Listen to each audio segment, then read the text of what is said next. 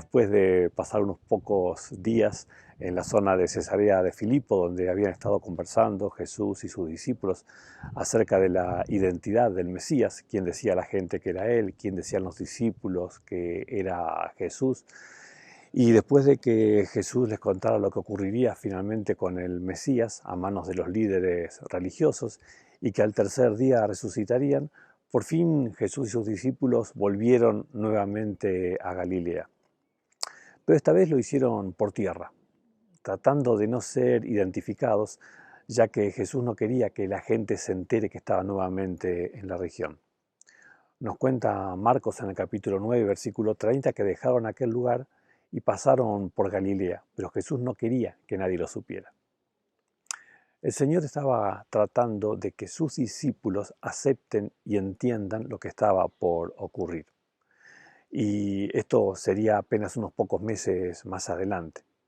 Si volvía Jesús y sus discípulos a la actividad normal, predicando y sanando a enfermos, los discípulos dejarían de pensar en las palabras de Jesús referidas a su muerte y resurrección porque claramente no les interesaba, no querían, no deseaban entenderlas. Pero por otro lado, era evidente que muchas de las personas con las que se cruzaban en el camino lo reconocían a Jesús. Y como solía ocurrir, Jesús no podía dejar de derramar bendiciones a su paso.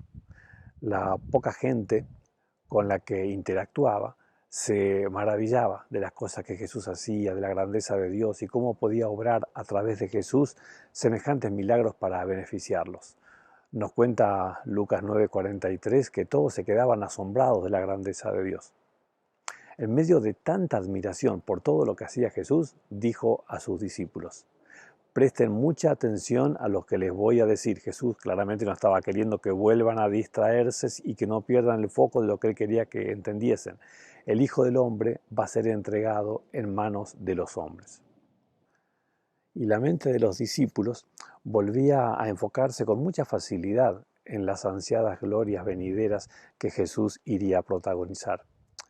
Con qué facilidad vemos lo que queremos ver y oímos lo que deseamos oír. Jesús no quiso que sus pensamientos siguiesen tan lejos de la realidad. Entonces, con mucha seriedad, volvió a explicarle lo que iba a ocurrir próximamente. Por eso les recordó que sería entregado en manos de los hombres, pero fue mucho más claro aún que esto nuevamente, como lo había sido unos poquitos días atrás. Describe Marcos 9:31 que estaba instruyendo a sus discípulos y les decía: el Hijo del Hombre va a ser entregado en manos de los hombres. Lo matarán y a los 3 días de muerto resucitará. A ver, ¿podía Jesús ser más claro? Me parece que no, evidentemente no. Les estaba repitiendo lo mismo que les había dicho unos pocos días atrás. Acá no había parábolas, no había lenguaje figurado que pudiera dar lugar a alguna interpretación diferente a la que las palabras claramente decían.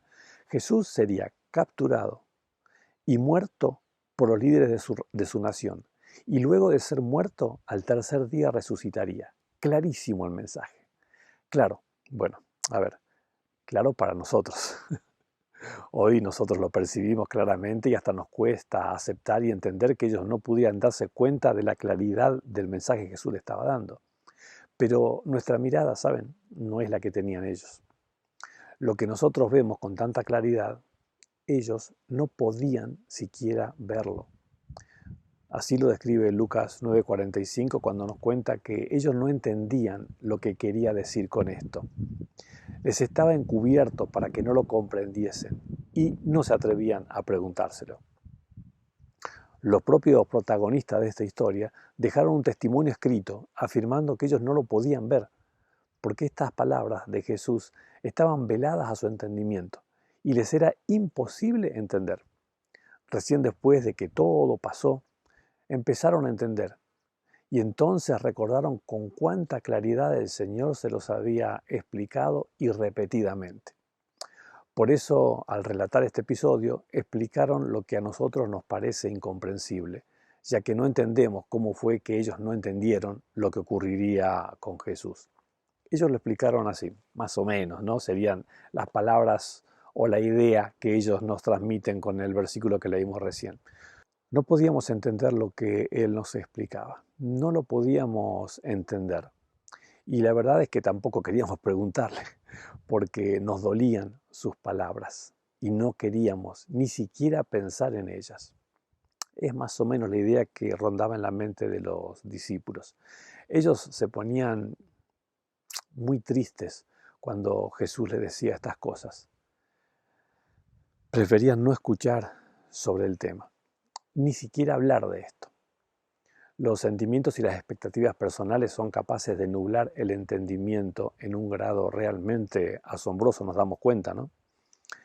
Esta fue la segunda vez en muy pocos días que Jesús les explicó lo que ocurriría apenas unos poquitos meses más adelante. Por supuesto que se entiende lo doloroso que hubiera sido para sus amigos tratar de entender el tema y preguntarle a Jesús para que les explique. Pero muchas veces nos pasa así y no queremos saber lo que creemos que será muy malo. Pero también, como muchas veces sucede, lo malo que ocurriría con Jesús sería el único medio para que ellos y también nosotros podamos ser salvos. Alguien debía pagar y con su sangre, con su vida, por todos nuestros pecados. Él o cada uno de nosotros. Jesús eligió pagar por todos nosotros. Gracias a Dios por pagar lo que nosotros jamás hubiéramos podido pagar. Bien, no todas las noticias que parecen ser malas son tan malas como parecen, ¿cierto? Esta mala noticia que Jesús estaba compartiendo con sus amigos, después de que entendieran lo que en el momento les resultaba incomprensible, se convertiría en la historia más maravillosa que alguna vez hubieran imaginado. Y no les alcanzarían los días de su vida para contarla a todos aquellos con los que pudiesen. Por eso recorrieron el mundo, para que la mayor cantidad posible de personas pudieran conocer esta maravillosa historia de ese Dios que se hizo hombre y murió para salvarnos. Ojalá nosotros aprendamos de estos incidentes que fueron pasando con los discípulos cuando creían que era tan malo lo que estaba por pasar, y de hecho lo era. Pero en realidad era necesario, porque lo que Jesús quería era poder pasar con ellos, con sus amigos, no unos pocos y buenos años acá, sino una eternidad en su presencia en el cielo. Ojalá vos y yo aprendamos lo que los discípulos con el paso del tiempo también aprendieron. Después de que pasó todo lo que debía pasar, después de que Jesús resucitó, estuvo con ellos, su entendimiento se abrió y comprendieron entonces todo lo que pasó. Ojalá también cuando vos y yo nos enfrentamos a situaciones de un porvenir que quizás no entendemos o hasta puede atemorizarnos o incomodarnos, pensemos que siempre lo mejor que podemos hacer es transitarlo de la mano de Jesús. Y si hay cosas que no entendemos, está bueno que le preguntemos. Él quiere enseñarnos, porque cuando nos revela cosas que ocurrirán en el futuro y que puedan parecernos preocupantes, lo hace con una sola razón, y es la de que vos y yo podamos estar mejor preparados. Cuando los discípulos, la verdad que no les funcionó porque ellos no quisieron entender estas verdades. Ojalá vos y yo sí, para que estemos preparados para lo que vendrá. Y así enfrentemos de la mejor manera las pruebas que estén por delante, para que esté garantizada nuestra salvación, que es lo que Jesús quiere cuando nos cuenta lo que vendrá. Dios te bendiga.